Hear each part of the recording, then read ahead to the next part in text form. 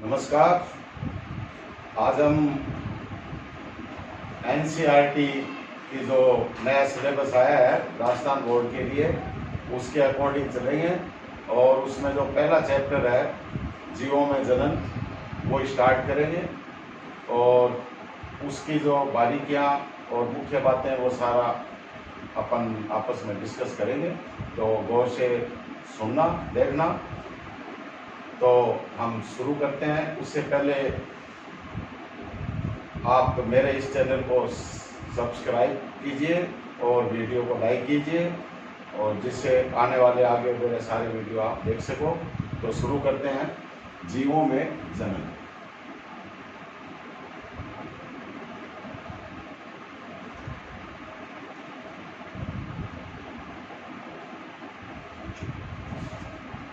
आप जानते हो पिछली कक्षा में पढ़ा है जीव जो होते हैं वनस्पति शास्त्र यानी कि जितने भी पादप हैं वो भी सारे सजीव हैं और जंतु जगत के जो जितने भी जीव हैं जंतु है वो भी सजीव। तो जो सजीव है वो सारे जीव कहलाते हैं।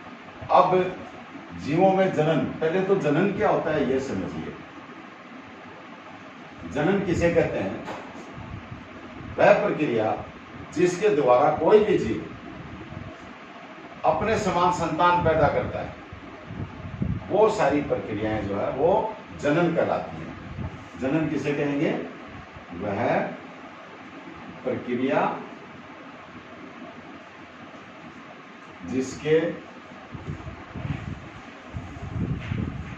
द्वारा जीव अपने समान संतान उत्पन्न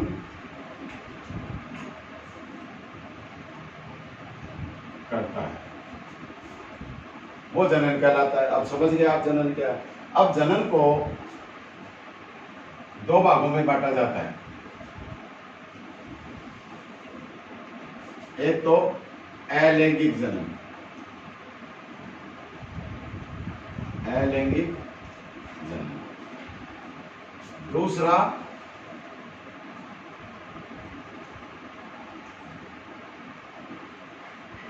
लैंगिक जनन। तो ये जो अलैंगिक और लैंगिक दो भागों में बांटा गया है। अलैंगिक का मतलब वह जनन जिसमें युग्मक भाग न लेके जीव के किसी भी शरीर के किसी भी हिस्से से नई संतान उत्पन्न होती है या उसके समान नया जीव पैदा होता है, वो अलैंगिक जनन कहलाता है। और लैंगिक जनन इसमें युग्मक भाग लेते हैं। युग्मक, अब युग्मक आप जानते हो पिछले चैप्टर में पढ़ा, पिछली कक्षाओं में पढ़ा है। अब जैसे मैं पौधे का एग्जाम्पल देता हूं तो पौधों में युग्मक जो कौन से होते हैं? जैसे नर युग्मक, नर युग्मक तो होता है परागकण और मादा युग्मक अंड कोशिका। ये बीजांड में होती है और ये परागकण परागकोश के अंदर होते हैं। तो इन दोनों का संलयन होगा,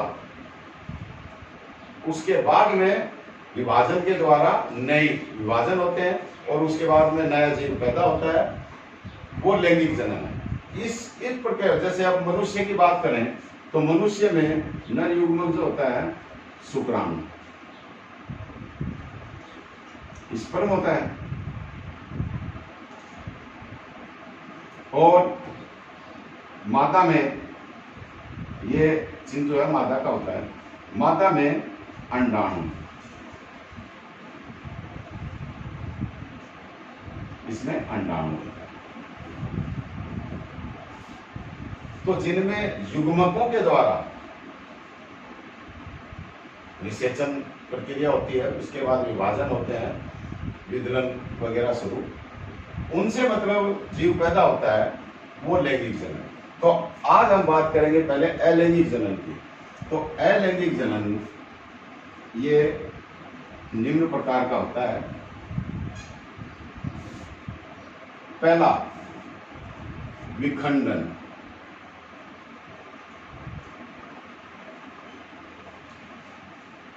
विखंडन का मतलब टूटना। तो ये विखंडन भी, इसमें क्या होता है, कोई भी जीव है उसका शरीर दो भागों में विभाजित होता है, हो जाता है, या दो से अधिक भागों में। तो ये भी दो प्रकार से दो भागों में बांटा गया इसको। एक तो द्विवी विखंडन, द्विवी विखंडन, और दूसरा बहु विखंडन, बहु विखंडन। अब देखिए द्विवी विखंडन, अब जैसे अमीबा का एग्जांपल लेते हैं अपन। ये अमीबा है, ये दो भागों में बट जाता है, दो भागों में बटेगा। जैसे इस प्रकार से बीच में से ये ऐसे संरचना हो गई, और फिर इससे ये दो समान भागों में बट गए। ये हो गया द्विवी विखंडन, यानी कि एक जीव दो भागों में बटा। तो जैसे अमीबा है, इसका एग्जांपल अमीबा पैरामीशियम, पैरामीशियम, ये इसके एग्जांपल है। अब बहु विखंडन, बहु विखंडन में क्या होता है, जैसे ये एक जीव है, ये इसका केंद्रक है, ये बहुत से भागों में बट जाएगा इस प्रकार से, जैसे ये बहुत सारे भागों में बट जाएगा, और इसके चारों ओर ये शिष्ट बन जाती है। ये प्रतिकूल परिस्थितियों में होता है, तो ये शिष्ट बन जाती है, कठोर आवरण, जो इसके इनको सुरक्षा प्रदान करता है। फिर जब अनुकूल परिस्थिति आती हैं तो ये यहां से फट जाएगा, इस प्रकार से ये फट गया और ये बाहर निकल जाती है। इस प्रकार का जो है ये बहु विखंडन, ऐसा प्लाज्मोडियम में होता है। प्लाज्मोडियम।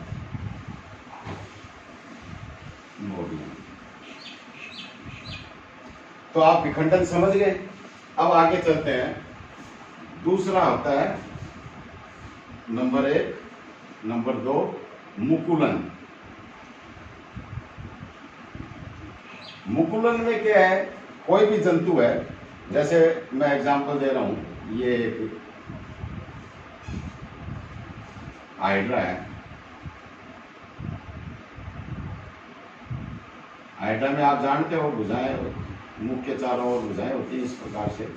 तो यहां से कलिका पैदा होगी शरीर के किसी भी भाग में, इस प्रकार से ये बढ़ती जाएगी। फिर इस प्रकार से ये आकार में बढ़ गई, आकार में बढ़ जाती है, फिर यहाँ से ये अलग हो जाती है और एक नया जीव पैदा हो जाता है।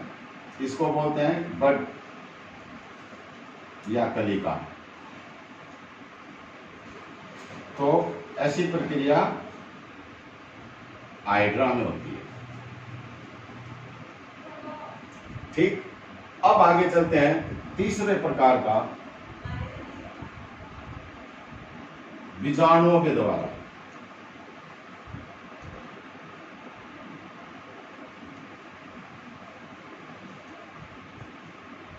बीजाणुओं के द्वारा, इसमें क्या है कि बीजाणु बनते हैं। कोई पौधा है उसमें बीजाणु बने, या कोई भी जीव है, जैसे इसमें बनेंगे दो प्रकार के, एक तो चल बीजाणु और दूसरा अचल बीजाणु। चल बीजाणु में क्या होता है, जैसे इस प्रकार से ये बीजाणु बना, इसके पक्षमाभ होते हैं, ठीक है। ये तो ये इसकी सहायता से चल सकते हैं, एक स्थान से दूसरे स्थान पर किसी भी माध्यम से जा सकते हैं। तो इस प्रकार का जो होता है वो होता है क्लेमाइडोमोनास में।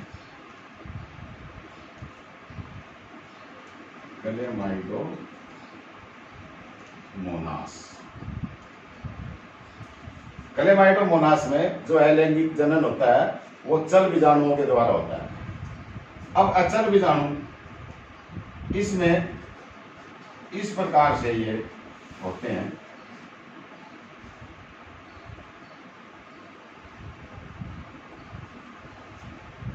इनमें पक्षवात नहीं होते और ये चल नहीं सकते, इनको कोनिडिया बोलते हैं, कोनिडिया। और ये पेंसिलियम,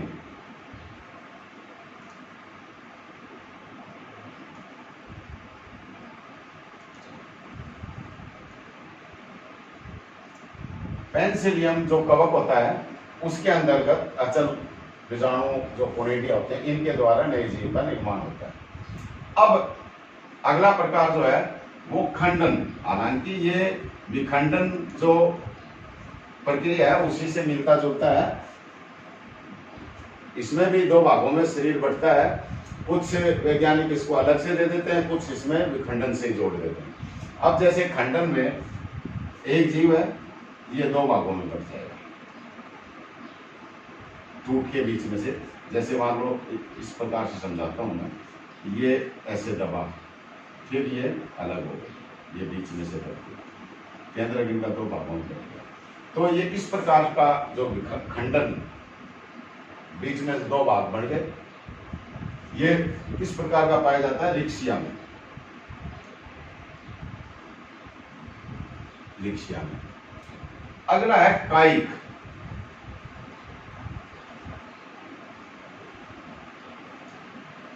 कायिक, इसमें शरीर के किसी भी भाग से नए पौधे का निर्माण हो जाता है। ये देखिए इस प्रकार से होता है। ये मैं इसको लेता हूं, पहला जड़ द्वारा, जड़ द्वारा, दूसरा तने के द्वारा, तीसरा पत्ती के द्वारा, और चौथा है जो जननांग, जननांगों के द्वारा। अब देखिए इसमें जड़ जो है, जैसे शकरकंद आप जानते हो, उससे कलिकाएं निकलेंगी और नए पौधे का निर्माण कर देंगी। तो इसका एग्जाम्पल है, एग्जाम्पल शकरकंद, शकरकंद। तना जो होता है, जैसे आप जानते हो आलू है, उससे कलिकाएं निकलती हैं। आलू कितने टुकड़े आप वो तो जमीन में, तो नया पौधा बन जाएगा। तो इसमें आलू, अदरक, लहसुन, इस प्रकार से बहुत से पौधे हैं, वो उनमें तने के द्वारा कायिक जनन होता है। पत्ती जो है, पत्थर चट्टा का नाम आपने सुना है, ब्रायोफिलम, ब्रायोफिलम। इसमें क्या होता है, जैसे ये पत्ती है, इसके किनारे से कलिकाएं निकलती हैं इस प्रकार से। तो इसका छोटा सा टुकड़ा कहीं भी गिर गया, तोड़ के लगा दोगे तो नया पौधा बन जाएगा। ब्रायोफिलम, इसको पत्थर चट्टा भी बोलते हैं।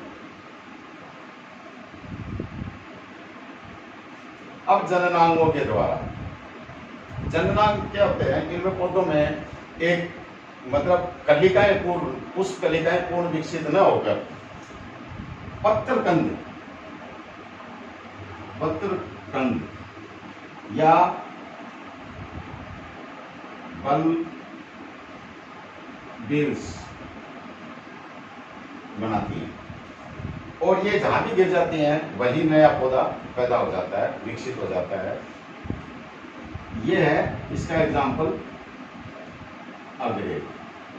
अग्रेव जो होता है उसमें पत्र कंद जो है, बल्बिल्स वगैरह ये बनती हैं, यानी कि पूर्ण पुष्प कलिकाएं विकसित नहीं होती, उनके स्थान पर पत्रकंद बनते हैं, और ये जिस स्थान पर गिर जाते हैं वही अंकुरित होकर नए पौधे को जन्म दे देते हैं। तो इस प्रकार से आपने देखा जनन दो प्रकार का मुख्य रूप से, अलैंगिक जनन और लैंगिक जनन।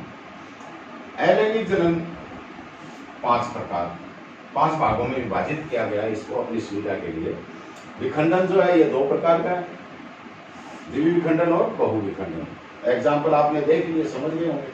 मुकुरन कलिका बनेगी शरीर से कहीं से भी, जैसे हाइड्रा वगैरह में होता है।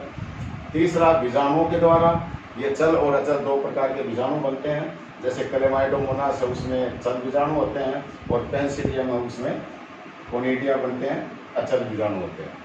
खंडन रिक्शिया के द्वारा वही विखंडन जैसी यूवी विखंडन जैसी प्रक्रिया है। शरीर समान दो भागों में बढ़ जाता है रिक्शिया में। पांचवा कायिक। कायिक को 4 भागों में बांटा है, जड़ के द्वारा, तने के द्वारा, पत्ती के द्वारा और जननांगों के द्वारा। इधर लैंगिक जनन युग्मकों के संलयन से होता है, उसको लैंगिक जनन बोलते हैं। और युग्मकों का जहाँ संलयन नहीं होता, उसके अलावा कोई भी जीव किसी भी प्रक्रिया से पैदा होता है, वो अलैंगिक जनन। तो इस प्रकार से ये जीवों में जनन आप समझ गए होंगे। अब हम अगले वीडियो में बात करेंगे लैंगिक जनन की, इसको विस्तार से अगले वीडियो में समझेंगे। धन्यवाद।